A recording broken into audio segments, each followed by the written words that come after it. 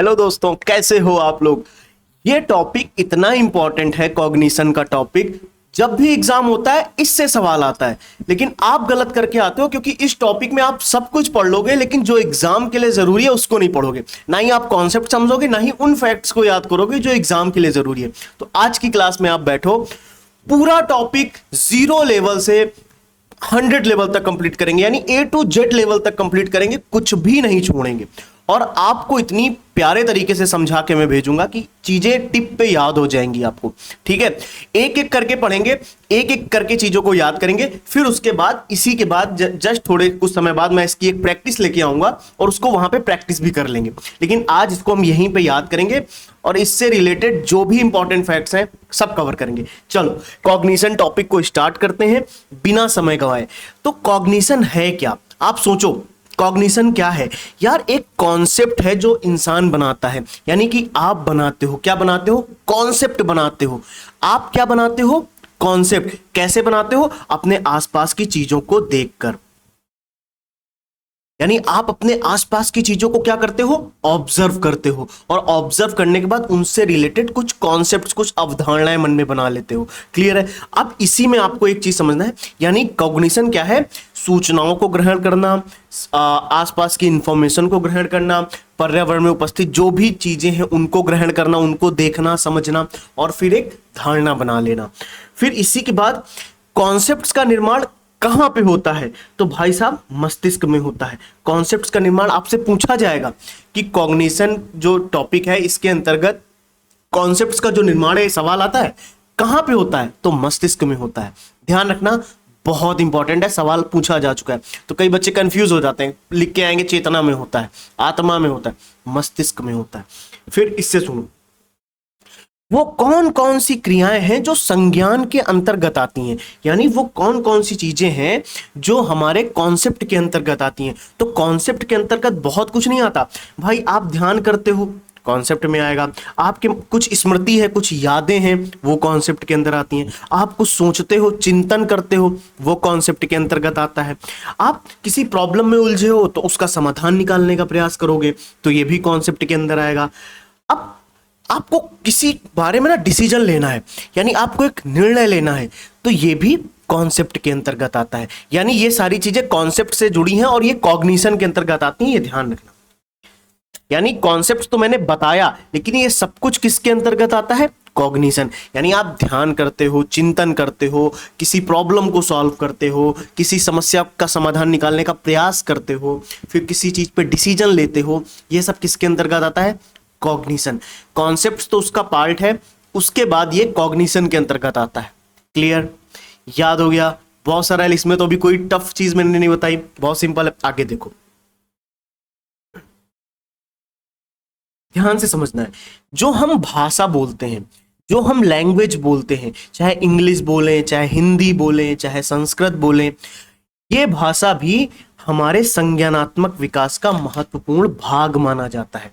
तो क्या भाषा संज्ञानात्मक विकास का महत्वपूर्ण भाग है? बिल्कुल है। यानी आप छोटे रहे होगे तो कोई ना कोई तो भाषा सीखी होगी ना, तो ये संज्ञानात्मक विकास का ही भाग माना जाता है। याद हो गया? नहीं हुआ? यानी भाषा भी संज्ञानात्मक विकास का ही एक भाग है। क्लियर? आगे देखो, रॉस ने क्या कहा है? रॉस का एक कथन है जो आपको याद रखना है, बहुत इंपॉर्टेंट है। रॉस ने क्या कहा? चिंतन संज्ञानात्मक पक्ष में एक मानसिक क्रिया है। यह कथन आपको याद रखना है। यह कथन किसका है? रॉस का है। उन्होंने क्या कहा है? जो चिंतन है वो संज्ञानात्मक पक्ष में, यानी कॉग्निटिव डेवलपमेंट में, कॉग्निशन में एक मानसिक क्रिया है, एक मेंटल वर्क है, ऐसा समझ लो। क्लियर? यानी चिंतन संज्ञानात्मक पक्ष में कैसी क्रिया है? मानसिक क्रिया है। मैं फिर से रिपीट कर रहा हूं, जो चिंतन है, मैं फिर से रिपीट करता हूं, जो चिंतन है वो मानसिक प्रक्रिया है, किसके अंतर्गत? संज्ञानात्मक पक्ष के अंतर्गत। और किसने ये कथन कहा है? रॉस ने कहा है। याद रखेंगे? Very good. आगे देखते हैं। अब यहां पे संज्ञान में बहुत सारी चीजें आती हैं, कॉग्निशन में बहुत सारे कौशल आते हैं। यानी कॉग्निशन के अंतर्गत क्या आता है, आप सोचो। कॉग्निशन के अंतर्गत आप सोच रहे हो, आप चिंतन कर रहे हो, आप विचार कर रहे हो, आप प्रॉब्लम को सॉल्व कर रहे हो, आप डिसीजन ले रहे हो। ये सब किसके अंतर्गत आता है? कॉग्निशन के अंतर्गत आता है। लेकिन कॉग्निशन के अंतर्गत कुछ कौशल भी आते हैं, बहुत सरल है, बहुत सरल है, बहुत सरल है यार। एक होता है थिंकिंग, जो पहले ही बताया, आप सोचोगे, कॉग्निशन के अंतर्गत आएगा। ठीक है बेटा, आप रीजनिंग करते हो, रीजनिंग का मतलब आप सही गलत में डिसीजन लेते हो, कौन सी चीज सही है, कौन सी चीज गलत है, आप उसमें तर्क लगाते हो, तो ये भी कॉग्निशन के अंतर्गत आता है। क्लियर? ये किसके अंतर्गत आएगा? कॉग्निशन के। ठीक, ओके।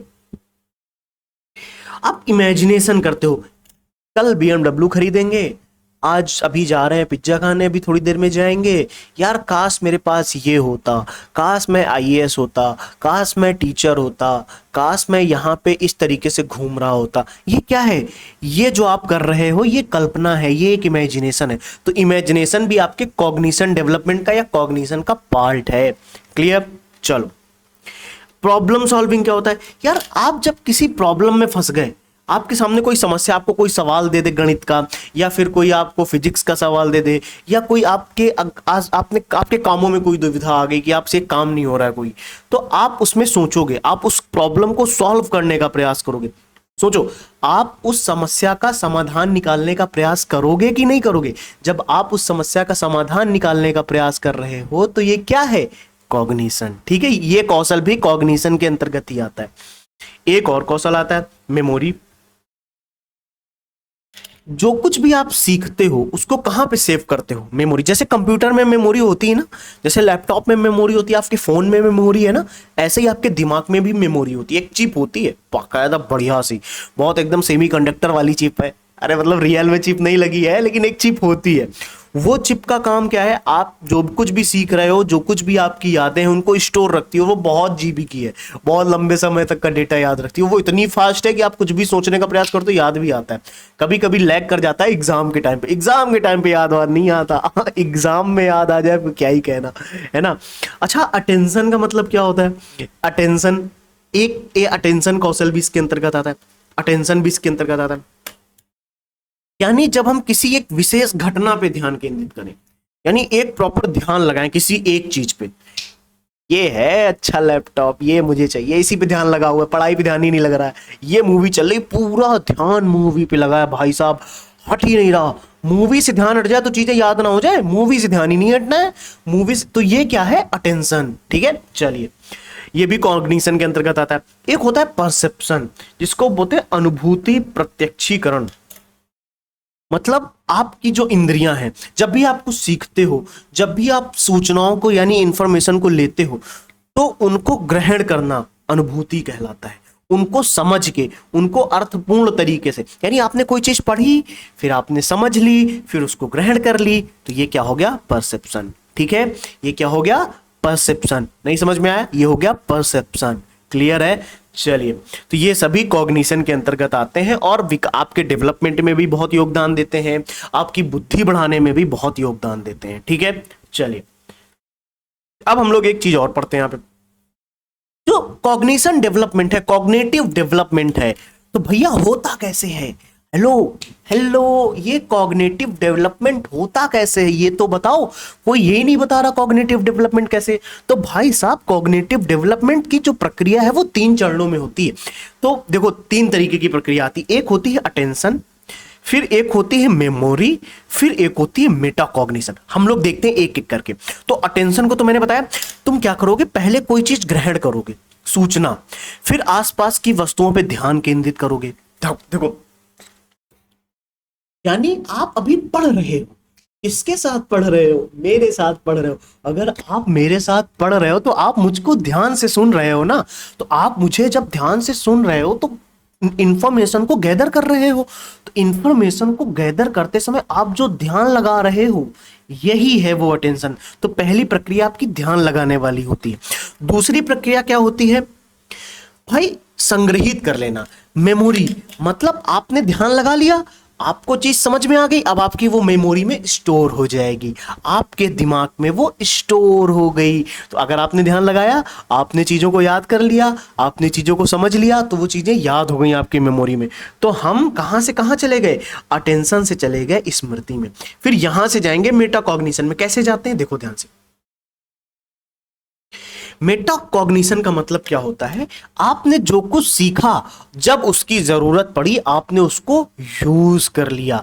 यानी आपने यहां पे जैसे रॉस की डिफिनेशन देखी कि चिंतन संज्ञानात्मक पक्ष की मानसिक प्रक्रिया, जैसे आपने डिफिनेशन पढ़ी, तो अब आपको इस डिफिनेशन का यूज करना है। कब, कि जब सवाल में आएगा तो आपने ये डिफिनेशन पढ़ी है कि ये रॉस की है, तो रॉस आपकी मेमोरी में है, तो आप इनको यूज कर रहे हो कि आपने रॉस वहां पे टिक लगा दिया। और जब रॉस आप वहां पे टिक लगाओगे तो ये किसके अंतर्गत आता है, मेटाकॉग्निशन। यानी कॉग्निटिव डेवलपमेंट के 3 स्टेजेस में सबसे पहले अटेंशन आता है, फिर उसके बाद कौन आता है, अटेंशन के बाद कौन आता है, हेलो सो गए क्या, अटेंशन के बाद आती है मेमोरी, मेमोरी के बाद सोना नहीं है, मेटाकॉग्निशन आता है। चलिए वेरी गुड।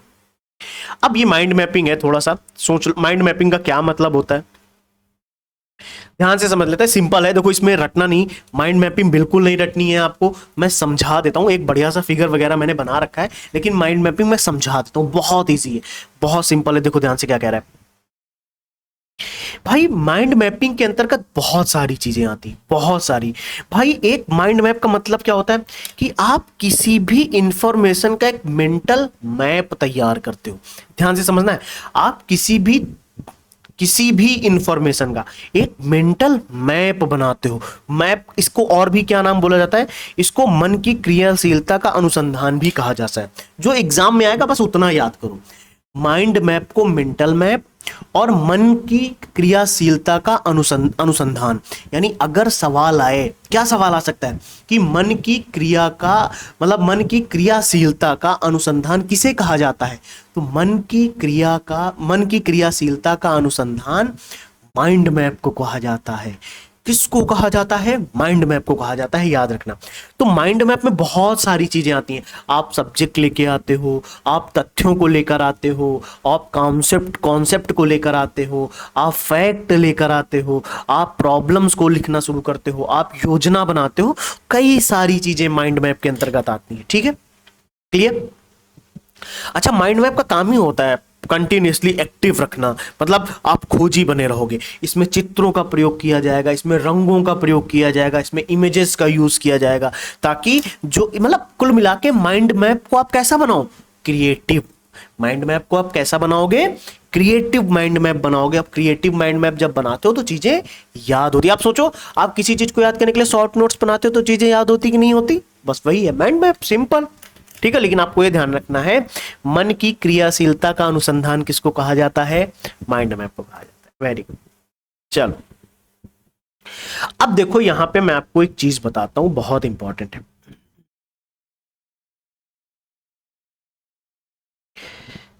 देखो, संज्ञान और संवेग में डिफरेंस है। क्या डिफरेंस है वो समझते हैं बहुत आराम से, ठीक है, बिल्कुल रटना नहीं, आप बहुत प्यार से समझ जाओगे, ध्यान से समझना है भाई साहब। भाई क्या इनमें डिफरेंस है, संज्ञान में और संवेग में। तो संवेग है वो आपकी भावनाएं हैं, हेलो हेलो, जो संवेग है वो आपकी भावनाएं हैं, और जो संज्ञान है वो आपकी सोच है, वो आपकी थिंकिंग है, वो आपका थॉट प्रोसेस है, क्लियर।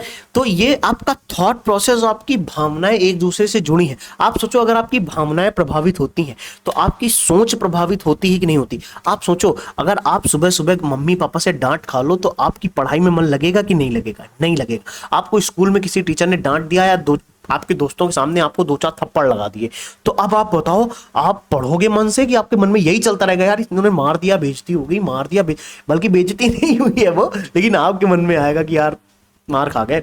तो अब आप ये बताओ कि ये पॉइंट जो आपको समझ में आया कि नहीं आया। यानी कॉग्निशन और जो संवेग है, यानी जो भावनाएं हैं, इनमें आपस में रिलेशन है या नहीं है, बिल्कुल है, ठीक है, क्लियर। यानी आप सोचो, आपकी भावनाएं, संवेग जो है वो आपके संज्ञान को प्रभावित करता है या नहीं करता है, करता है। क्या सोच रहे हो, क्या परेशान हो रहे हो, करता है, ध्यान रखना है। आगे देखते हैं। अब देखो, जो आपका संज्ञान है और जो आपका संवेग है, यानी जो आपका कॉग्निशन है और जो आपका संवेग है, ये दोनों आपस में जो आपके मनोविज्ञान का डेवलपमेंट है, यानी बाल मनोविज्ञान का एक बहुत इंपॉर्टेंट पहलू माना जाता है। क्यों? क्योंकि आप सोचते हो, यानी जो बच्चा है वो सोचेगा, उसकी भावनाएं कुछ होंगी, फिर इस तरीके से उन भावनाओं के थ्रू जो उसकी सोच बनती है, फिर वो सीखेगा, फिर नई चीजें सीखेगा और करके सीखेगा, फिर पढ़ के सीखेगा, सब कुछ तरीके से सीखेगा। तो संज्ञान और संवेग दोनों बाल मनोविज्ञान में यानी चाइल्ड साइकोलॉजी को प्रभावित करते हैं या नहीं करते हैं? बिल्कुल करते हैं। ठीक है, ध्यान रखना। और इसी से पूरा विकास होता है। तो अब संज्ञान से जुड़े कुछ मनोवैज्ञानिक हैं, बहुत आराम से समझेंगे, रटना नहीं है, सिर्फ ध्यान से सुनना है। संज्ञान से जुड़े कुछ मनोवैज्ञानिक हैं। कौन कौन से मनोवैज्ञानिक संज्ञान से जुड़े हैं? एक है जीन पियाजे। इनको तो सभी को पता है, हम पढ़ के आए, पहले ही पढ़ चुके थे इनके बारे में कि इन्होंने संज्ञानात्मक विकास का सिद्धांत दिया है। और ये भी इन्होंने बोला है कि जो बच्चा नन्हा वैज्ञानिक होता है और अपने ज्ञान का निर्माण खुद ही कर लेता है, तुम्हें उसे ज्ञान देने की जरूरत ही नहीं है। मतलब ये चीज समझ में आई? तो कर चुके थे। जीन पियाजे तो पढ़ ही चुके हैं अपन लोग। जीन पियाजे पढ़ा है कि नहीं पढ़ा है? हेलो, जीन पियाजे पढ़ा है कि नहीं पढ़ा है? पढ़ चुके हैं। संज्ञानात्मक विकास का सिद्धांत उन्होंने दिया है। बच्चा नन्हा वैज्ञानिक है, ये उन्होंने बताया है। और इससे भी जरूरी चीज उन्होंने बताई है जो बहुत इंपॉर्टेंट है, कि बच्चा अपने ज्ञान का निर्माण खुद करता है। ठीक है, लेओ वाइगोत्स्की के बारे में भी हम लोग पढ़ चुके हैं, पढ़े कि नहीं पढ़े? और इन्होंने कौन सा सिद्धांत दिया है? सामाजिक सांस्कृतिक संज्ञानात्मक विकास का सिद्धांत। क्लियर? संज्ञानात्मक विकास का सिद्धांत किसने दिया है? जीन पियाजे ने। और सामाजिक सांस्कृतिक संज्ञानात्मक विकास का सिद्धांत किसने दिया है? लेओ वाइगोत्स्की ने। यानी बच्चा अपने समाज में अंतःक्रिया करके सीखता है। जब समाज आ जाए तो लेओ वाइगोत्स्की ध्यान रखेंगे, जब समाज के जिक्र होने लगे तो वाइगोत्स्की का नाम ध्यान रखेंगे। और इन्होंने सामाजिक अंतःक्रिया को बहुत इंपॉर्टेंट माना है संज्ञान के लिए। भाई सोचो, आप इन्वायरमेंट में निकलोगे, अपने आस पड़ोस में निकलोगे, दोस्तों से मिलोगे, स्कूल जाओगे, साथियों से मिलोगे, अपने आसपास पड़ोस में अंकल आंटियों से मिलोगे, कभी किसी त्योहार में जो समाज में कार्यक्रम हो रहा है उनमें शामिल हो जाओ। इस तरीके से होता क्या है, इन सब तरीकों से आप लोगों के साथ इंटरेक्ट कर रहे हो। जब आप लोगों से मिलते हो, आप पार्टी में क्यों जाते हो? 25 तरीके के लोग मिलेंगे, 25 तरीके का खाना मिलेगा, जाते हो ना बार बार।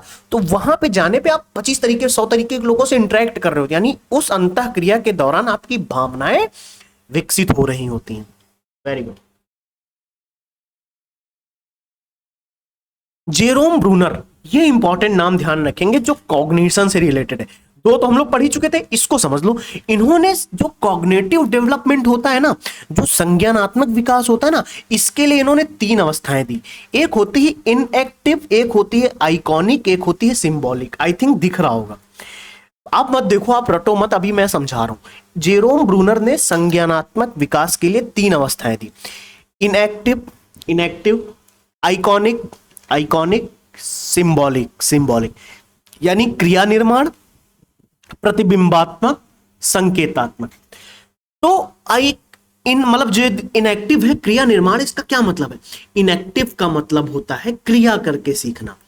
क्लियर? जब वो क्रिया करके सीखेगा, फिर पहुंचेगा प्रतिबिंबों का निर्माण करेगा, वो चित्रों का निर्माण करेगा, फिर वो किस पे पहुंच जाएगा? भाषा के द्वारा सीखेगा। यानी पहले वो करके सीखेगा। पहले कैसे सीख रहा है? अभी सही? पहले कैसे सीख रहा है? करके सीख रहा है। नहीं समझे? पहले कैसे सीखा? जेरोम ब्रूनर ने क्या बोला? इनएक्टिव है, यानी वो करके सीखेगा। फिर प्रतिबिंबात्मक बोल दिया उन्होंने। प्रतिबिंबात्मक का मतलब क्या है? कि भैया चित्र वित्र बना के सीखेगा, चित्रों को देख के सीखेगा, फोटो मतलब पिक्टोग्राफिक मेमोरी हो जाएगी उसकी। ठीक है। फिर उसके बाद उन्होंने बोला सिंबॉलिक, यानी भाषा से सीख जाएगा। आप बताओगे, सुनेगा, सीख जाएगा। प्रतीक दिखाओगे, देखेगा, सीख जाएगा। समझ आया? यानी संज्ञान धीरे धीरे विकसित हुआ। पहले करके सीख रहा था, फिर वो कैसे सीखने लगा? फिर वो चित्रों के माध्यम से सीखने लगा, फिर उसके बाद वो भाषा से सीखने लगा। चलिए, जेपी गिलफोर्ड का नाम आप लोगों ने सुना होगा। इन्होंने एक सिद्धांत दिया। इन्होंने कौन सा सिद्धांत दिया? त्रिआयामी बुद्धि सिद्धांत में संक्रिया ऑपरेशनल आयाम को बहुत इंपॉर्टेंट माना है। ध्यान से समझना, मैं आपको समझाता हूं। जो त्रिआयामी सिद्धांत था जेपी गिलफोर्ड का, एक तो त्रिआयामी सिद्धांत याद रखना है, जेपी गिलफोर्ड का है। अब जेपी गिलफोर्ड ने त्रिआयामी सिद्धांत में कॉग्निशन जो है, कॉग्निशन यानी संज्ञानात्मक जो विकास है उसको, मतलब संज्ञान को एक ऑपरेशनल माना, ऑपरेशनल डायमेंशन मान लिया। अब कंफ्यूज हो गए आप लोग, फिर से रिपीट कर देता हूं, एक तो बहुत सवाल है तो हम लोग पता नहीं क्या कंफ्यूज होते हैं। सुनो, जो जेपी गिलफोर्ड है उनका त्रिआयामी सिद्धांत है, तो त्रिआयामी सिद्धांत में संज्ञान को ऑपरेशनल डायमेंशन माना।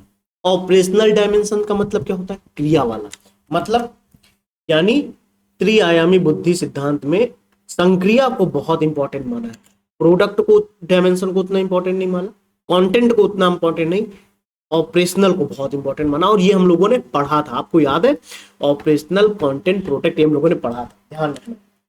अब कुछ इंपॉर्टेंट फैक्ट है जो हमारे एग्जाम से रिलेटेड है, याद रखेंगे। रॉस का कथन आपको याद रखना है, बहुत जरूरी है। माइंड मैपिंग भी ध्यान रखना है। माइंड मैपिंग मैंने बता दिया था, आपको सिर्फ ये याद रखना है, मन की क्रियाशीलता का अनुसंधान है, ठीक है। अच्छा, ब्लूम का वर्गीकरण भी हम लोग पढ़े। कॉग्निटिव डेवलपमेंट हम लोगों ने पढ़ा है, यानी पहले ज्ञान है, फिर समझ है, फिर अनुप्रयोग है, फिर विश्लेषण है, फिर मूल्यांकन है, फिर क्रिएट है। मतलब ब्लूम ने क्या दिया है, बहुत बहुत बहुत वेरी इंपॉर्टेंट टॉपिक है ब्लूम, यानी कॉग्निटिव डेवलपमेंट में। मैं एक ही स्लाइड में आपको यहीं पे याद करा देता हूं बेटा।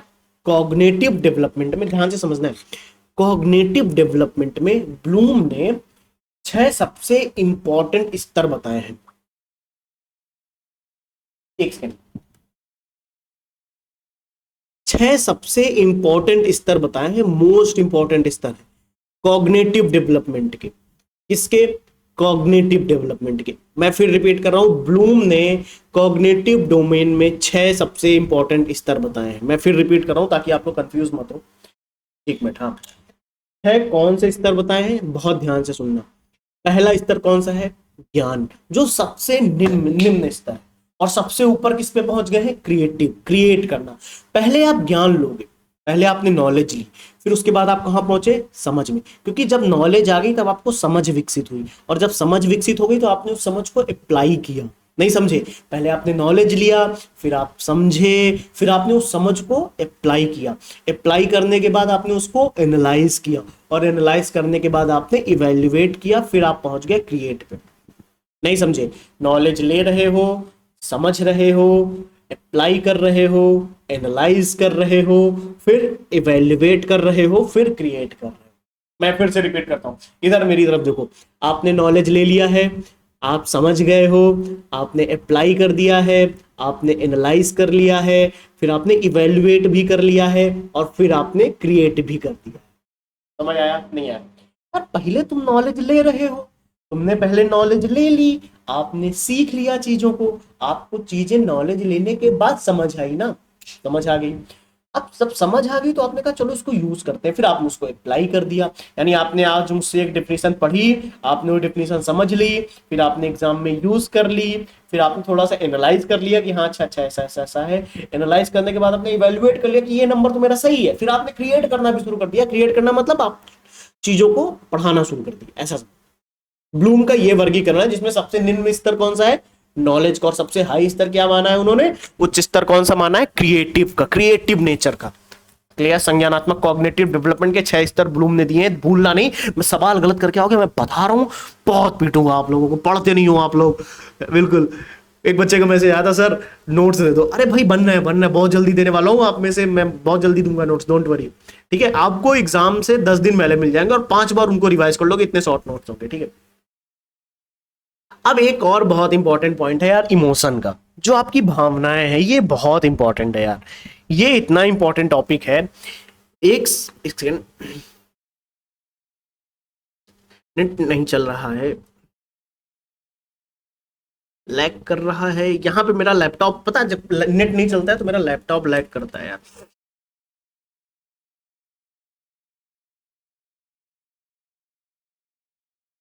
चलो,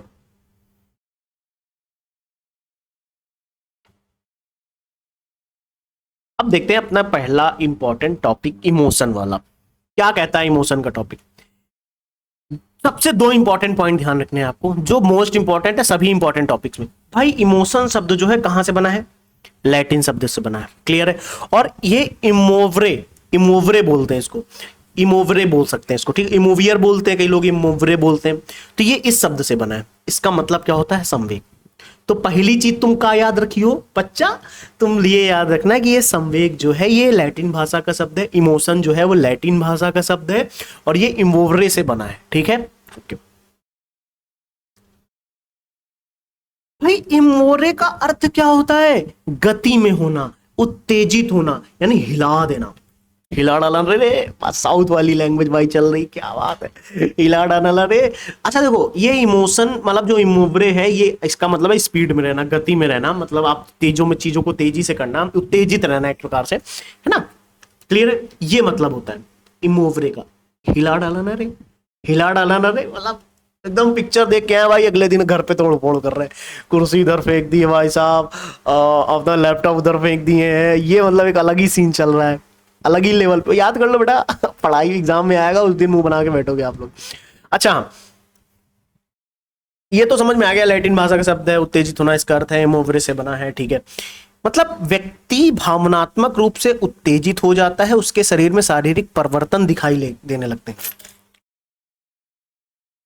भैया, इमोशन का मतलब इसमें लिखा है कि भावनात्मक रूप से उत्तेजित हो जाना और और कहीं ना कहीं शारीरिक परिवर्तन। अब ये बताओ, आपकी जो सबसे पसंदीदा चीज आपके सामने हो, चीज ही नहीं कुछ और भी, आपका सबसे पसंदीदा व्यक्ति आपके सामने हो, तो आपकी भावनाएं अंदर ही अंदर प्रफुल्लित होंगी या नहीं होंगी? और जब आपकी अंदर ही अंदर भावनाएं प्रफुल्लित होंगी तो आपके अंदर शारीरिक परिवर्तन होंगे, यानी चेहरा एकदम लाल हो जाएगा, खिलखिला उठेगा एकदम मस्ती से।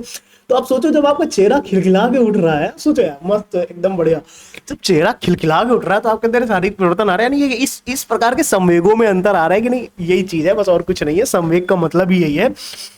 या आप सोचो, आपकी पसंदीदा, जो आपके सबसे प्यारी पसंद है वो आपके सामने हो, ठीक है, या जो आपके सबसे प्यारे पसंद हो वो आपके सामने हो, आपकी हृदय हार्ट बीट बढ़ेगी कि नहीं बढ़ेगी? तो भैया पसीना वसीना आएगा, एकदम बढ़िया है कि नहीं, चेहरे पे परिवर्तन आने लगेंगे।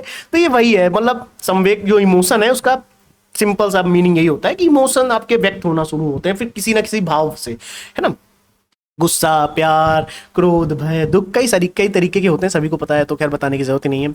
अब कुछ डेफिनेशंस हैं, जो आपका इमोशन है उसकी कुछ डेफिनेशंस हैं, बहुत इंपॉर्टेंट है। संवेग व्यक्ति की उत्तेजित दशा है, ये किसने बोला है? वुडवर्थ ने बोला है, ध्यान से सुनना, वुडवर्थ की डेफिनेशन याद रखना, बहुत इंपॉर्टेंट है। संवेग व्यक्ति की उत्तेजित दशा, यानी उत्तेजना को इन्होंने माना है। रॉस ने क्या माना है?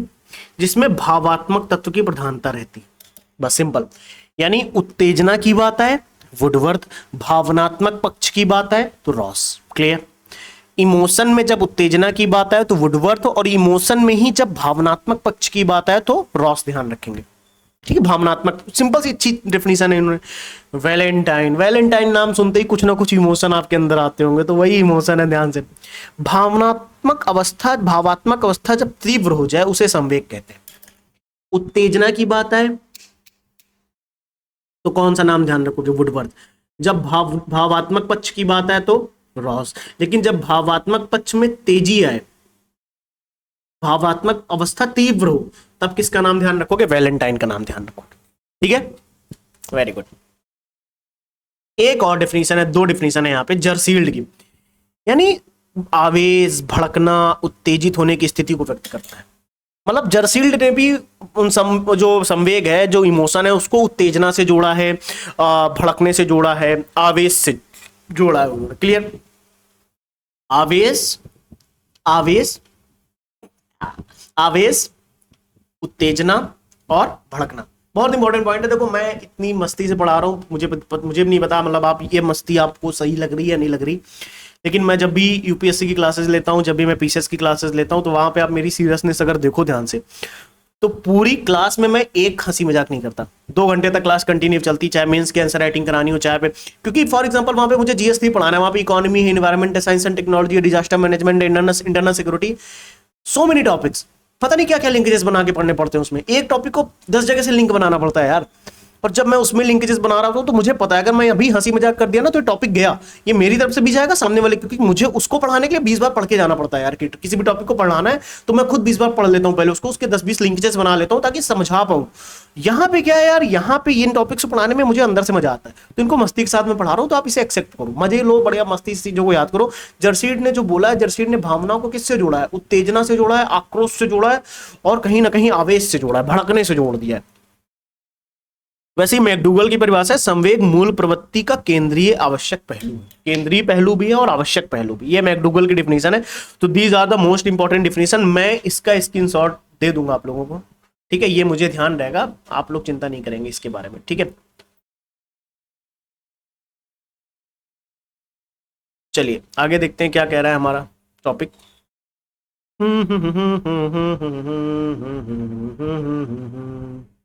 देखो अब अपन ने डिफिनेशन देख ली है। संवेग की कुछ विशेषताएं होती हैं, जो इमोशन की कुछ विशेषताएं होती हैं। देखो कुछ ऐसे संवेग होते हैं जो सार्वभौमिक होते हैं, मतलब संवेग सार्वभौमिकता है। मतलब संवेग की पहली विशेषता क्या है? इमोशन की पहली विशेषता क्या है? सार्वभौमिकता। भाई सभी के अंदर होते हैं, आपके अंदर है, जीव जंतुओं के अंदर भी इमोशंस होते हैं। क्लियर? सार्वभौमिकता समझ में आ गई भाई? हाथी के अंदर भी है, कुत्ते के अंदर भी है, तोते के अंदर भी है, तुम्हारे अंदर भी है, उनके अंदर भी है, और बिल्ली के अंदर भी है। बिल्ली इनके साथ क्या लगा दी भाई? ये क्या है? एआई भी खतरनाक है। अच्छा, मूल प्रवृत्ति से संबंध, जो आपकी इमोशन है, ध्यान से समझना, जो आपकी इमोशंस है वो आपकी मूल प्रवृत्ति से बनते हैं। जैसे शेर है, उसकी मूल प्रवृत्ति शिकार करना है, तो उसके इमोशंस उस तरीके के पहले से बन के आएंगे, उसी उसकी मूल प्रवृत्ति से इमोशंस बनते हैं। क्लियर है? तो इमोशन जो है, तो जो इमोशन है वो कैसे बनते हैं? मूल प्रवृत्ति से बनते हैं। ठीक है, चलिए इसमें अब आगे देखते हैं क्या कह रहा है भाई। जो इमोशन है, इमोशन की एक प्रवृत्ति है, विशेषता है, वो बहुत तेजी से आते हैं। किसी भी तरीके का इमोशन हो सकता है, प्यार का हो सकता है, क्रोध का हो सकता है, गुस्से का हो सकता है, दुख का हो सकता है, बहुत जल्दी आएंगे, तीव्र तरीके से आएंगे, लेकिन धीरे धीरे शांत होंगे। क्लियर? याद रखना, जब इमोशन आपके बहुत तेज होते हैं ना, फिर से रिपीट कर रहा हूं, जब आपकी इमोशन बहुत तेज होते हैं तो आपकी जो बुद्धि है, जो सोचने की क्षमता है, वो कम होती है। इसीलिए बहुत लोगों से आपने सुना होगा कि ये मतलब 10-20 जगह से आपने ये चीज सुनी होगी, क्या कि जब भी क्रोध है तो कोई डिसीजन नहीं लेना चाहिए। समझ आया? क्रोध में किसी भी तरीके का निर्णय नहीं लेना चाहिए, दुख में किसी तरीके का निर्णय नहीं लेना चाहिए। यानी जब आपकी भावनाएं उच्चतम स्तर पे हो, कैसी भी भावना क्यों ना हो, उस समय किसी भी तरीके का निर्णय नहीं लेना चाहिए। ये आपको ध्यान रखना है। इमोशन बढ़ेंगे, इंटेलिजेंस घटेगी, ये अलग ही लेवल है यार, ये सही चीज है। मतलब ये बढ़िया है। जैसे कहते हैं फोर्स बढ़ा है, दूरी बढ़ेगी, फोर्स हटेगी, वही चीज है। दूरी बढ़ गई, फोर्स कम होगी, वैसे इमोशन बढ़ गए तो इंटेलिजेंस कम हो गई। आगे देखते हैं और क्या कह रहे हैं भाई। शारीरिक परिवर्तन, ये तो मैंने बताया है यार, इमोशन आएंगे तो सारे में परिवर्तन होता हुआ दिखेगा। हार्ट बीट बढ़ेगी, हो सकता है पसीना आ जाए, कोई शेर सामने आ जाए, पसीना आ जाएगा, पता नहीं क्या क्या आ जाएगा फिर, और पता नहीं कहां कहां से आएगा, है ना। संवेग प्रबंधन की, अरे शेर सामने आए, आंखों से आंसू निकल आएंगे, समझी नहीं, कानों से धुआं निकल जाएगा आपके नाक से पानी निकल आएगा। तो अब संवेग प्रबंधन, देखो एक विशेषता ये होती है इमोशन की कि उनको दबाना नहीं चाहिए, उनको सब्लिमेट करो। डिफेंस मैकेनिज्म हम लोगों ने पढ़ा, सब्लिमेशन। तो इनको डिफेंस मैकेनिज्म समझ के ऐसा करो, ये संवेग आए हैं, कुछ बहुत ज्यादा आ गए, तो इनको दबाओ मत, डाइवर्ट कर दो। ठीक है, ये ध्यान रखना।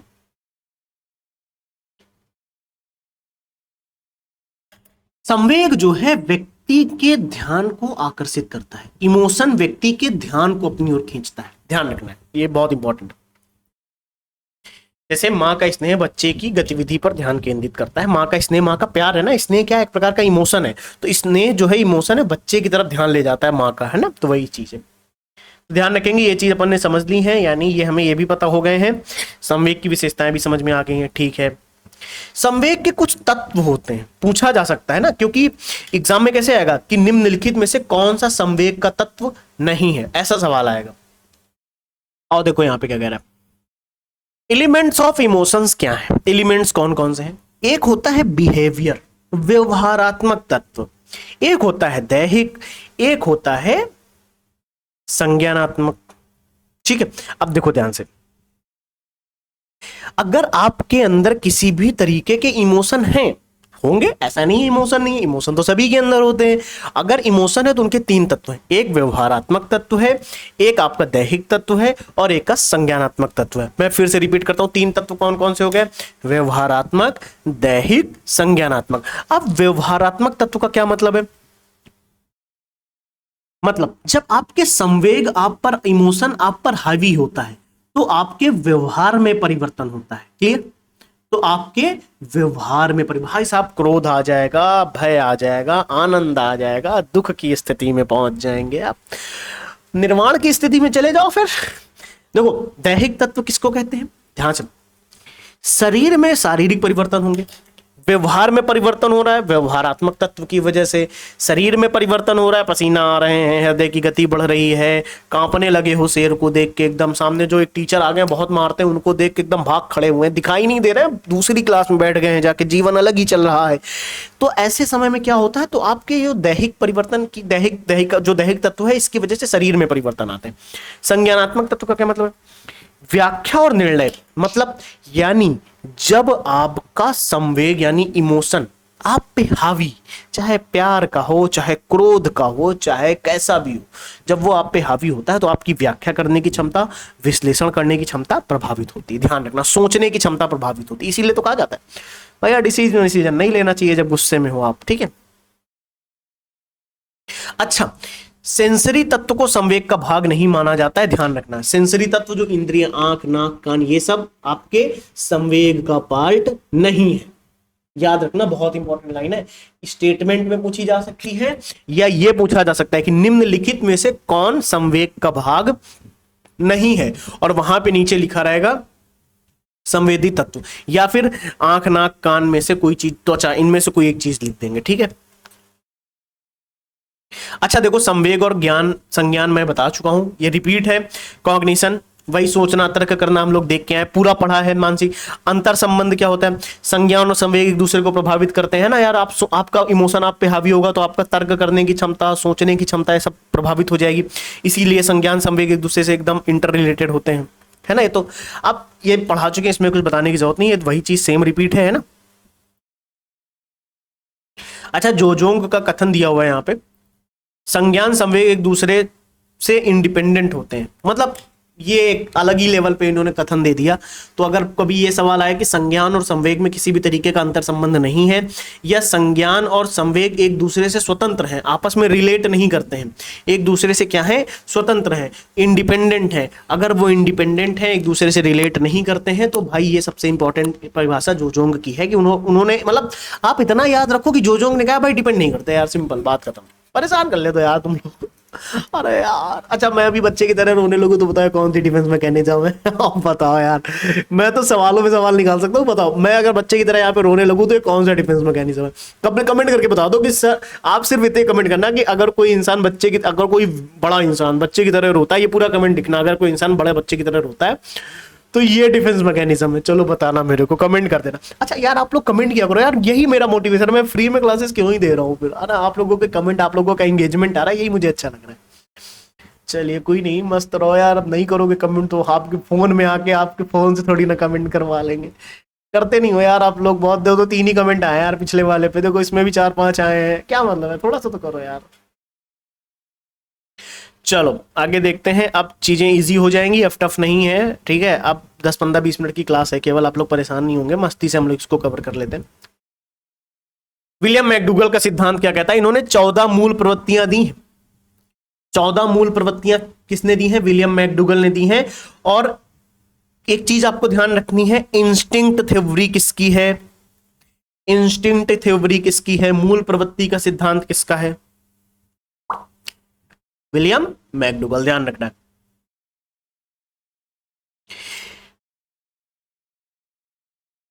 सिंपल, मूल प्रवृत्ति का सिद्धांत किसने दिया है? विलियम मैकडूगल ने।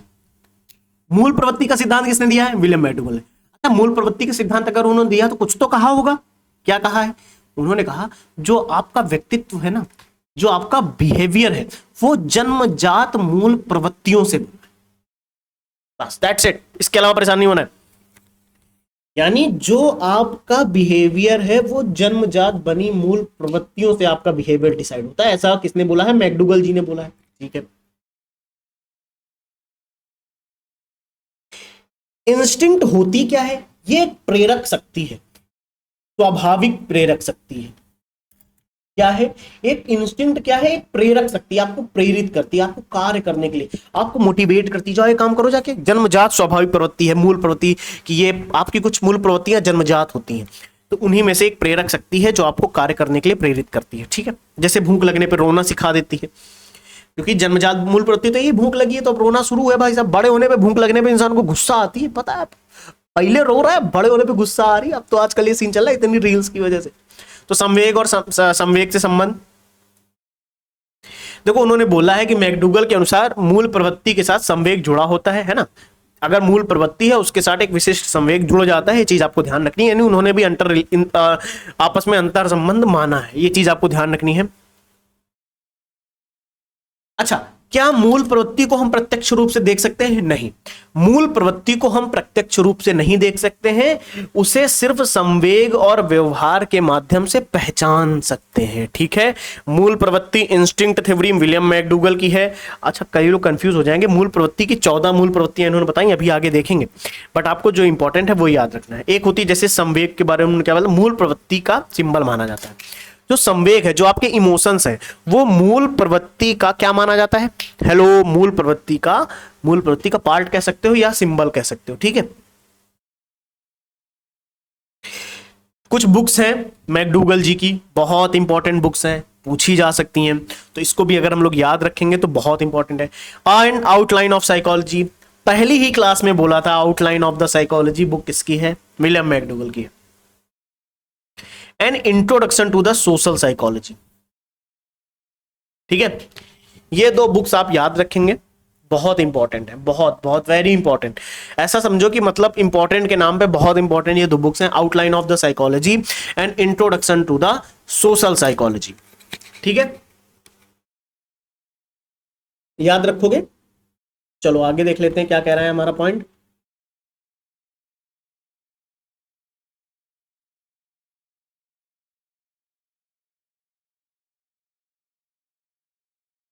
यार ये भी सरल है यार, इसमें कुछ नहीं है। मतलब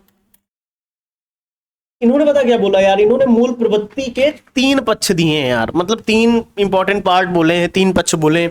एक संज्ञानात्मक है, एक भावात्मक है, एक क्रियात्मक है। यानी एक कॉग्निटिव है, अफेक्टिव है, कोनेटिव है। आप ऐसे याद रख लो, संज्ञानात्मक, भावात्मक, क्रियात्मक। संज्ञानात्मक में सोचोगे, तर्क दोगे, विचार करोगे, विमर्श करोगे, सीखोगे, ये सारी चीजें आती हैं। देखो ध्यान से भाई, किसी परिस्थिति के बारे में ज्ञान प्राप्त करना, यानी ज्ञान व्यान की बातें हो रही ना। मतलब सोचो, आप किसी एक सिचुएशन को ही नहीं, मतलब आप कुछ भी करो, आप ज्ञान प्राप्त कर रहे हो तो आपका संज्ञानात्मक पक्ष है। सिंपल, आपकी मूल प्रवृत्ति का ये संज्ञानात्मक पक्ष है अगर आप किसी विषय में ज्ञान प्राप्त कर रहे हो। ठीक है, क्या हुआ ज्ञान, मतलब कोई आया भाग गया, क्या हुआ क्या हुआ, बताओ हमें भी बताओ, हमें बताओ, एकदम एकदम प्रपंच में लग जाएंगे, पूरी जानकारी चाहिए। अच्छा यार, ये एक चीज आप मुझे बताओ, आजकल मैंने एक चीज नोटिस करी है, पहले पहले ऐसा चलता था, मतलब मैंने अभी कुछ अपने आसपास नोटिस किया, मैं सबको नहीं कह रहा, मैंने अभी अपने आसपास कुछ नोटिस किया है कि जो पुरुष हैं, पुरुष वर्ग है, वो भी बहुत प्रपंच करता है बैठ के यार, अलग ही लेवल पे करता है मतलब। इसी का एक कौन सा पक्ष है? भावात्मक, यानी संवेग या भावना उत्पन्न होना किसी भी सिचुएशन के प्रति, किसी भी घटना के प्रति आपके अंदर कुछ भावनाएं आएंगी, तो वो कैसा पक्ष हो गया? भावनात्मक। सोचो, संज्ञानात्मक पक्ष कैसा है? आप ज्ञान ले रहे हो। भावात्मक पक्ष कैसा है? किसी घटना के प्रति आपके अंदर कुछ भावनाएं उत्पन्न हो रही हैं। क्रियात्मक पक्ष कैसा है? यानी किसी संवेग के आधार पर की गई प्रतिक्रिया, किसी संवेग के आधार पर की गई प्रतिक्रिया, वो क्या है? यानी आप अपने इमोशन के बेस पे कुछ काम कर रहे हो, आपका इमोशन था, आपने उस इमोशन के बेस पे कोई काम कर दिया, वो है क्रियात्मक पक्ष। इमोशन आया, गुस्सा आया, आपने फोन फेंक दिया, भाई साहब खत्म, टाटा बाय बाय। अब 14 मूल प्रवृत्तियां कौन कौन सी, इनको रटना नहीं वरना परेशान हो जाओगे। मैं सिर्फ ओवरऑल बता देता हूं, तो मैं एक डिफिनेशन वाली स्लाइड आपको दे दूंगा कि ये वाली स्लाइड भी आपको दे दूंगा, डोंट वरी। इस बार इसको एक बार देख लीजिएगा, मैं यहाँ पे थोड़ा तेजी से कर देता हूँ, सरल है, कुछ है नहीं। एक साइड मूल प्रवृत्ति दी गई है, एक साइड उनसे जुड़ा संवेग कैसा हो सकता है। जैसे डर, पलायन, तो डर यानी आप भाग रहे हो, यानी आपको डर लग रहा है। आप युयुत्सा में हो, यानी आप गुस्सा में हो। कॉम्बैट की सिचुएशन में, यानी गुस्से में हो। जैसे एक है आपकी मूल प्रवृत्ति अप्रियता, तो यानी आप घृणा की भावना में हो। आप जिज्ञासा में हो तो आप आश्चर्य की भावना में हो। आप शिशु रक्षा में हो तो आप वात्सल्य की संवेग में हो। ठीक है, आप शरणागति पे हो तो आप कष्ट की उसमें हो, संवेग में हो। यानी आपकी मूल प्रवृत्ति अगर रचनात्मक है तो आप रचना का आनंद लेने वाली भावना में हो। आप संचय की आपकी मूल प्रवृत्ति है तो आप अधिकार की भावना है। भोजन तलाश में हो तो भूख लगी है आपकी, यानी आपको उस समय कौन सा संवेग ध्यान आ रहा है, भूख का। फिर अगर आप हास में हो तो आप आमोद की भावना में हो। आप काम वासना में हो तो आप लस्ट में हो, कामुकता में हो। आत्म प्रदर्शन है तो आत्म अभिमान की भावना में हो। आत्महीनता में हो तो हीन भावना है। सामूहिकता है तो एकाकीपन है। तो ये मतलब एक बार इसको देख लेना, मैं नहीं कहता इसको पूरा रट के जाओ एग्जाम में, लेकिन एक बार ये ध्यान रहे कि हाँ ये 14 है, ऐसा मतलब जीवन में ये भी 14 है, कुछ है जीवन में। ठीक है, काम आ सकती है, एग्जाम में आ गया कि ये अप्रियता मैकडूगल की मूल प्रवृत्ति का सिद्धांत है या नहीं है, मूल प्रवृत्ति में आती है या नहीं आती, तो आती है, ऐसा सवाल आ सकता है। हालांकि इसकी टेस्ट प्रैक्टिस अगर कल मैंने दी थी तो आपने देखा हो कुछ सवाल इसके मिले होंगे आपको। ठीक है, मस्त रहो एकदम। आगे देखो क्या कह रहा है, एक छोटी सी स्लाइड लगी हुई है यहाँ पे मैकडूगल के कुछ और इंपॉर्टेंट। यार मैंने आपको बोला था ना, चेतना को बैड वर्ल्ड किसने कहा है, मैकडूगल ने कहा है। N outline of psychology book में चेतना को बुरा शब्द बोला है। ठीक है, बहुत बुरा शब्द कह दिया, बहुत बुरा भैया। चेतना की कड़ी आलोचना कर दी, आलोचना कर दी है, क्रिटिसाइज कर दिया है विलियम मैकडूगल ने चेतना को क्रिटिसाइज, पहली क्लास में पढ़ा था इसको मैंने।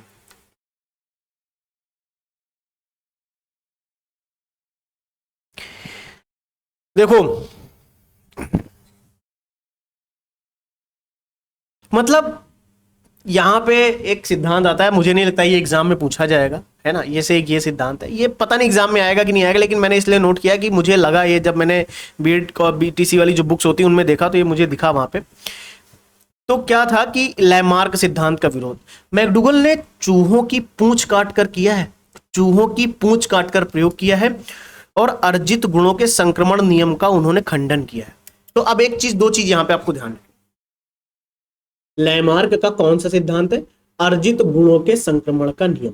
ठीक है, अर्जित गुणों के संक्रमण का नियम, ये लैमार्क का है, यानी इनहेरिटेंस ऑफ एक्वायर्ड ट्रेट्स। ये मत याद करो मैं तो कहूंगा, लेकिन ठीक है, मतलब एक बार अभी मैंने यहाँ पे बोल दिया है तो एक बार आप भी देख लेना बस। तो मतलब इसका उन्होंने खंडन किया है, मैकडूगल ने किया है, बस ये याद रखो, परेशान नहीं होना है, इसमें लोड नहीं देना। मैं खुद बोल रहा हूँ ना, लोड मत दो इसमें, क्या परेशान हो। जैसे अगर देखो लोड ना देने के लिए जब हम बोलता हूं ना, ये भी एक अलग ही नेचर है इंसान का। अब मैं कह रहा हूं ये मत याद करना, तो ये याद हो जाएगा, मुझे पता है ये याद हो जाएगा। अभी ये मैं इसीलिए कह रहा हूं ये याद हो जाएगा, क्योंकि ये थोड़ा टफ चीज है और एकदम नई चीज है, तो मैं बोलूंगा ये मत याद करो, तो आप याद कर लोगे कि हाँ यार ये था, लैमार्क वाला कुछ तो था, एकदम संक्रमणकालीन जैसा कुछ था। तो ठीक है, अभी अब ये सवाल आएगा ना सर, हम गारंटी 100% सही करके आओगे आप। मूल प्रवृत्तियां जन्मजात होती हैं, वंशानुक्रम से प्राप्त होती हैं, व्यवहार को शक्ति प्रदान करती है। तो वही चीज रिपीट हो गई, कोई मतलब नहीं है। चलो अच्छा, यहाँ पे विलियम मैकडूगल द्वारा कुछ परिभाषाएं दी गई हैं, तो एक एक करके ये परिभाषाओं की स्लाइड भी मैं दे दूंगा आपको, इंपॉर्टेंट है। क्योंकि जैसे उन्होंने एक परिभाषा दी थी, मनोविज्ञान आचरण और व्यवहार का यथार्थ विज्ञान है, हम लोगों ने देखा था परिभाषा। संवेग जो है मूल प्रवृत्ति का केंद्रीय अपरिवर्तनशील आवश्यक पहलू है। ठीक है, मूल प्रवृत्ति का केंद्रीय अपरिवर्तनशील और आवश्यक पहलू है, ऐसा किसने बोला है, ऐसा किसने बोला है, विलियम मैकडूगल ने बोला। ये भी परिभाषा याद रखोगे। विलियम मैकडूगल ने मोटिवेशन की भी एक परिभाषा दी है कि मोटिवेशन अभिप्रेरणा शारीरिक मनोवैज्ञानिक दशाएं हैं जो किसी कार्य को करने के लिए व्यक्ति को प्रेरित करती हैं। ये परिभाषा भी आप याद रखोगे, एक दो बार इनको रिवाइज कर लेना, इसीलिए मैं स्लाइड दे दूंगा आपको, टेलीग्राम पे अपलोड कर दूंगा। मैकडूगल के अनुसार अभिप्रेरणा की व्याख्या मूल प्रवृत्तियों के रूप में की जा सकती है, ये भी एक डिफिनीशन उन्होंने दी है। स्मृति की अलग डिफिनीशन उन्होंने दे दी कि स्मृति अतीत की घटनाओं की कल्पना करना तथा पहचानना है कि वे व्यक्ति के अपने पूर्व अनुभव हैं, तो ये एक स्मृति की डिफिनीशन उन्होंने दी है। कल्पना दूरस्थ वस्तुओं के संबंध का चिंतन है, उन्होंने कल्पना से रिलेटेड भी डिफिनीशन दी है। रुचि ध्यान की मां है, ये अलग ही डिफिनेशन उन्होंने दे दी बढ़िया सी। रुचि दिया हुआ अवधान है तथा अवधान रुचि का क्रियात्मक रूप है। तो मैं इनको यहां पे नहीं रटाऊंगा, मैंने एक बार दिखा दिए हैं आपको, क्योंकि मुझे पता है इनको मैं अगर रटाऊंगा तो आप परेशान होगे, समय लगेगा। ये मैं स्लाइड दूंगा, इनको याद करना आप लोग, ठीक है? इनको याद कर लोगे। अरे भाई क्या है, चुईया चुईया, चूहा अभी चूहे की पूंछ कटी है क्यों काटे तुम्हारी पूंछ गया मैं तो नहीं काट पाता। आज ये चीज अपन ने कवर कर ली है, अभी एक दो टॉपिक्स बचे हैं यार, देख लेते हैं। हाँ, जैसे ये सेक्टर सिंगर सिद्धांत है, तो ये इंपॉर्टेंट है। मैं तो कहूंगा एक बार रीड करने में क्या जाता है, क्या इसको फोकस पे ना रीड कर लो। सेक्टर सिंगर सिद्धांत क्या कहता है, इसका एक नाम है, बस इतना याद रखो आप लोग, द्विकारक सिद्धांत है। सेक्टर जो सिंगर सिद्धांत, इसमें सिंपल सी चीज है, बहुत सिंपल, बहुत वेरी सिंपल चीज है। इन्होंने कहा कि जो संवेग है वो केवल शारीरिक उत्तेजना से नहीं आते, वो कहीं ना कहीं एक कॉग्निटिव डेवलपमेंट से आते हैं, इंटरप्रिटेशन से आते हैं। समझ आया? सेक्टर सिंगर सिद्धांत सिर्फ दो चीज आपको याद रखनी है। पहली चीज ये याद रखनी है कि ये द्विकारक सिद्धांत है, ठीक है? इसे टू फैक्टर थ्योरी भी कहा जाता है, इसे टू फैक्टर थ्योरी भी कहा जाता है, इसे टू फैक्टर थ्योरी भी कहा जाता है। अब एक चीज और इसमें आप लोग याद रखना, बहुत क्लैरिटी के साथ मैं बता देता हूं।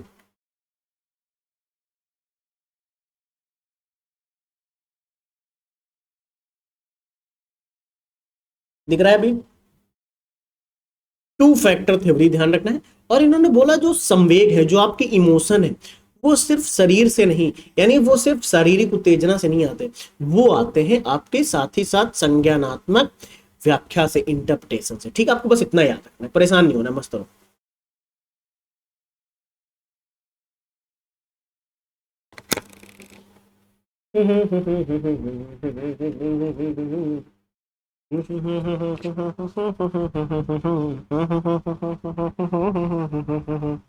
यानी संवेग के बारे में मैंने बता दिया है। अब मैं देख रहा हूं ना, इसमें जो इंपॉर्टेंट है बस उतना याद रखना है, यानी आपको शारीरिक उत्तेजना वाला पॉइंट याद रखना है।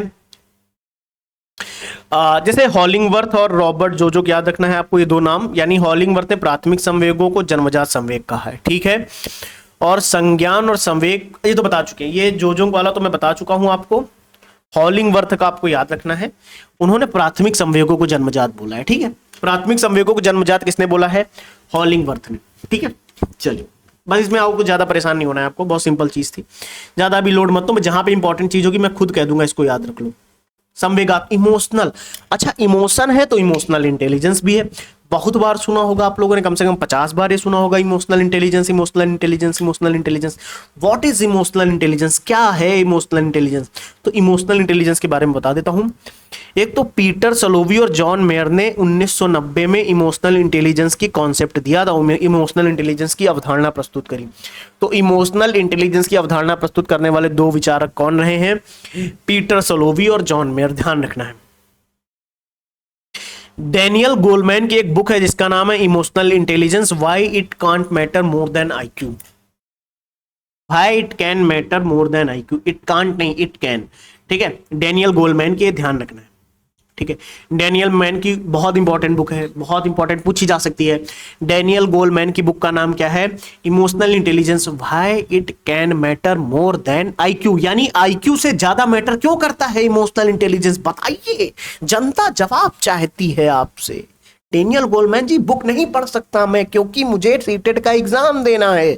आप मुझे एक लाइन में बताओ कि क्यों इंपॉर्टेंट है, हम आज देखेंगे। अच्छा देखो, एक चीज मैं बताता हूं, इमोशनल इंटेलिजेंस में कई चीजें आती हैं, जैसे एक सेल्फ अवेयरनेस आती है। इमोशनल इंटेलिजेंस का मतलब सेल्फ अवेयरनेस, यानी अपनी भावनाओं को पहचानना, कंट्रोल करना, ठीक है? पहचानना, क्षमताओं का आकलन करना, उसको कंट्रोल करना। पहले आपने अपनी भावनाओं को पहचाना, समझा, उनको कंट्रोल किया, फिर खुद को प्रेरित भी रख रहे हो, सेल्फ मोटिवेशन, समानुभूति, यानी दूसरे की भावनाओं को समझ पाना, फील कर पाना, उनकी स्थिति में उसको फील कर पाना। और सामाजिक कौशल, यानी एक दूसरे से इंटर रिलेट करना। है तो वही पॉइंट सारे आ गए, रिपीट हो गए, कुछ भी ऐसा खास नहीं है। ये एक स्लाइड में डरना नहीं है, मैं आपको सिर्फ ऐसे स्लाइड, ये स्लाइड थोड़ा सा गलत बन गई, मतलब इसमें बहुत ज्यादा आपस में ही सब वो हो गया, क्या सब चिपक गया है, सब ऐसा लिख गया है एकदम से। ध्यान सुनो, मैं बता देता हूँ। देखो, संवेगात्मक बुद्धि जो है, जो आपका इमोशनल इंटेलिजेंस है, उसको कौन प्रभावित कर सकता है? सोचो, क्या वो कर सकती है, क्या वो कर सकता है? सोचो, इमोशनल इंटेलिजेंस को कौन प्रभावित करेगा? तो इमोशनल इंटेलिजेंस, मेच्योर हो जाओगे, इमोशनल इंटेलिजेंस प्रभावित हो जाएगी। ठीक है, मैं लिख देता हूं यहां पे कहीं और लिखते हैं, चलो भाई। आप अगर मेच्योर हो रहे हो तो इमोशनल इंटेलिजेंस प्रभावित होगा। आप अगर आपकी फिजिकल हेल्थ में अगर किसी भी तरीके का चेंज आएगा तो आपका इमोशनल इंटेलिजेंस प्रभावित होगा। Very good. अब मैं आपसे कहूं, अगर अगर आपका स्कूल इन्वायरमेंट, इनमें चेंज आएगा तब भी आपका इमोशनल इंटेलिजेंस चेंज होगा। आपके ऊपर अगर प्रेशर बनाया जाएगा तब भी आपका इमोशनल इंटेलिजेंस चेंज होगा। Very good. आपको अगर कोई चीज, किसी बच्चे को कोई चीज सिखानी है तो टीचिंग मेथड भी आपके इमोशनल डेवलपमेंट को प्रभावित कर सकते हैं। यानी आपका जो इमोशनल डेवलपमेंट है, इमोशनल इंटेलिजेंस है, यानी आप मेच्योरिटी हो, आप मेच्योर होगे तो आपका इमोशनल डेवलपमेंट प्रभावित होगा। आपकी फिजिकल हेल्थ की वजह से आपका इमोशनल डेवलपमेंट प्रभावित होगा, इन्वायरमेंट की वजह से इमोशनल डेवलपमेंट प्रभावित होगा, टीचिंग मेथड्स की वजह से इमोशनल डेवलपमेंट प्रभावित होगा, और इसके साथ साथ आपका डेवलपमेंट प्रभावित होता है आपके इंटरेस्ट की वजह से। समझ आया? इन सब की वजह से सोचो, इंटरेस्ट, रुचि भी आपका इमोशनल, आप इंटरेस्ट की वजह से प्रभावित होगा, सिंपल, इनकी वजह से आपका इमोशनल डेवलपमेंट प्रभावित होता है। अब यहां पे कुछ चीज ध्यान रखना है। इमोशनल इंटेलिजेंस बता दिया, यानी दूसरे की भावनाओं को पहचानना, खुद की भावनाओं को पहचानना, कंट्रोल करना, सारी चीजें उसके अंतर्गत आती हैं, है ना, उनको मैनेज करना। फिर यानी इमोशनल इंटेलिजेंस का मतलब अपनी भावनाओं को दबाना नहीं होता, उन्हें एक सकारात्मक दिशा देना होता है। यानी आपको इमोशनल इंटेलिजेंस का मतलब ये नहीं कि आप अपनी भावनाओं को दबा दो, उन्हें एक नई दिशा देना होता है। ठीक है। अरस्तु का कथन था, सही व्यक्ति पर सही मात्रा में, सही समय पर, सही उद्देश्य से, सही तरीके से क्रोधित होना आसान नहीं है। बहुत सही कथन। मतलब सही व्यक्ति पर सही मात्रा में, सही समय पर, सही उद्देश्य से, सही तरीके से क्रोधित होना आसान बात, मुझे तो पढ़ना आसान नहीं लगा, अलग ही बात है भाई, लेकिन सही चीज है, उन्होंने सही बात कही है। आप सभी जिस पे भी गुस्सा करो, क्या सही समय पे गुस्सा कर सकते हो, लिमिट पे गुस्सा कर सकते हो? आसान नहीं है भाई, ये आसान चीज नहीं है। इमोशनल इंटेलिजेंस की कुछ विशेषताएं हैं। अर्जित क्षमता, यार जन्मजात नहीं होती, इमोशनल इंटेलिजेंस जन्मजात नहीं होती है, बल्कि ये विकसित होती है समय के साथ, अर्जित की जाती है। सामाजिक बुद्धि का रूप है, ये पहले ही बता चुके हैं। जीवन में सफलता के लिए जरूरी है, क्यों? गोलमैन के अनुसार जीवन की सफलता में ईक्यू का योगदान 80% तक होता है। डेनियल गोलमैन ने बोला है कि जो इमोशनल कोसेंट है, जिसको हम ईक्यू बोलते हैं, इमोशनल इंटेलिजेंस बोल सकते हैं, आईक्यू नहीं, इमोशनल कोसेंट, इसकी जब बात आती है तो ये 80% तक योगदान देता है। संवेग जागरूकता, यानी व्यक्ति को दूसरे की भावनाओं को बेहतर ढंग से समझने में मदद करते हैं, ये भी सही पॉइंट है। संतुलन बनाने में मदद करेंगे, खुद के क्रोध को नियंत्रण करने में। नहीं, इमोशनल इंटेलिजेंस क्या करता है, देखो ध्यान से, यहां पे देखते हैं भाई। इमोशनल इंटेलिजेंस की जब हम बात करते हैं, यहां पे इमोशनल इंटेलिजेंस की बात हो रही, ध्यान रखना, कंफ्यूज नहीं होना। मैं लिख के बता देता हूं, जो आपका इमोशनल इंटेलिजेंस है, ये क्या है, मतलब इसकी अगर हम विशेषताओं की बात करें तो देखो ध्यान से, ये पहली चीज तो अर्जित किया जाएगा। आप इसकी वजह से कंट्रोल करना सीखते हो भावनाओं को, कंट्रोल के साथ साथ आप इसको मैनेज करना भी सीखते हो, इसके साथ साथ आप बैलेंस बनाना भी सीखते हो। यही पॉइंट तो यहां पे देख रहे हैं, देखो यही पॉइंट तो देख रहे हैं, है ना। इसके साथ साथ आप में जागरूकता आनी शुरू होती है, आप आवेगों को संतुलन करना सीखते हो, साथ में आवेगों को नियंत्रित करना भी सीखते हो। आवेग कंट्रोल की अगर हम बात करें तो इसमें भी आप आते हो। तो दीज आर द पॉइंट्स, जो वही पॉइंट्स है जो रिपीट हो रहा है घुमा फिरा के, मतलब ऐसा कुछ भी नया नहीं है अभी यहाँ पे। कुछ मॉडल हैं, ईक्यू मॉडल हैं, तो ये स्लाइड मैं आपको दूंगा इस वजह से क्योंकि इसमें 2 मॉडल दिए हैं जो आपको याद रखने हैं। ये 2 मॉडल क्यों याद रखने हैं मैं आपको बता देता हूं। इसमें सिर्फ 2 चीजें जो आपको याद रखनी वो मैं बताता हूं, परेशान नहीं होना है। सिर्फ ये ध्यान रखो, आवेग यानी इमोशनल कोशेंट के संवेगात्मक बुद्धि के कुछ मॉडल हैं। एक है ट्रेट मॉडल, एक है बार ऑन मॉडल। ये केबी पेराइट्स का है और ये रूवेन का है। ठीक है, ठीक है। बार ऑन मॉडल में 5 कारक भी आते हैं, तो वो फिर भी मत याद रखो, बस इतना याद रखो, बार ऑन मॉडल किसका है, रूवेन। और ट्रेट मॉडल किसका है, केवी पेराइट्स का। बस इतना ध्यान रखना है, बिल्कुल परेशान नहीं होना है, क्योंकि इसके आगे बहुत ज्यादा भी कंफ्यूजन होगा। अब ये अच्छा, ये चीज मैं आपको बता चुका हूं, ये चीज हम लोग पढ़ चुके हैं। अंतर व्यक्ति भी आपको पता है, अंतरा इंटर की बात भी पता है, इंट्रा भी पता है, एडॉप्ट करना भी आपको पता है, मैनेज स्ट्रेस मैनेज करना भी आपको बता रखा है, जनरल मोड नॉर्मल आशावादी व्यक्ति सामान्य स्थिति वाला। तो ये पॉइंट हम पढ़ चुके हैं, पहले ही पढ़ चुके हैं यार ये सारे, तो ये उसी के अंतर्गत केवल लिख दिए गए और कुछ नहीं। तो आई थिंक ये चैप्टर आपका खत्म होता है यहां से। अब यहां पे संवेगात्मक बुद्धि वाला पॉइंट है, अगर आप देखना चाहो तो ये वही पॉइंट है जो हम लोग करके आए हैं, ये फॉर्मूला हम लोगों ने देखा था, वही फॉर्मूला EQ पे आ जाता है, EA अपॉन CA, यानी emotional age chronological age. Simple फॉर्मूले में वहां पे MA था, मेंटल एज था, यहां पे इमोशनल एज की बात हो रही है, सिंपल दैट्स इट, कोई बहुत बड़ी चीज नहीं है।